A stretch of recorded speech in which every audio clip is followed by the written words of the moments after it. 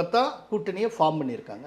Form பண்ணி ஒரு 2 வாரம் ஆயிருக்கா, அவ்வளோதான் வந்திருக்கு. அதுக்குள்ள களத்தில் ஒரு பெரிய மாற்றம். அது இந்த சர்வே மூலமாக இண்டிகேட் ஆகுது. அதில் 3 விதமான கேள்வி இருந்தது. ஒன்று என்னென்னா, இந்த ஏடிஎம்கே பிஜேபி கம்பைன் டிஎம்கே கூட்டணியை வீழ்த்துமா, இன்னொன்று அந்த ஏடிஎம்கே பிஜேபி கூட்டணியை லீட் பண்ணக்கூடிய திறன் எடப்பாடி அவர்களுக்கு இருக்கா, எந்த அளவுக்கு அவருடைய லீடர்ஷிப் இஃபெக்டிவாக இருக்குது, அப்புறம் எடப்பாடி பழனிசாமி இந்த மாதிரி லீட் பண்ணுறது எந்த அளவுக்கு சக்ஸஸ்ஃபுல்லாக இருக்கும், இந்த விதமாக கேட்டிருந்தாங்க. இந்த 3லையுமே மோர் தென் 50% என்டிஏ ஸ்கோர் பண்ணியிருக்கு. இதில் ஒரு சில டிஎம்கே வெறும் 35% தான் இருக்குது, 35, 38 அவ்வளோ.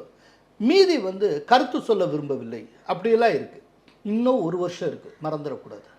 1 வருஷத்துக்கு முன்னால் ஜஸ்ட் இப்படி ஒரு கூட்டணி ஏற்பட்டு விட்டது அப்படிங்கிற இந்த ஒரு மெசேஜை இவ்வளோ பெரிய கெமிஸ்ட்ரியை களத்தில் உருவாக்கியிருக்கு அப்படிங்கிறதான் விஷயம். இது ரொம்ப ஒரு என்கரேஜிங் நோட் என்டிஏவுக்கு.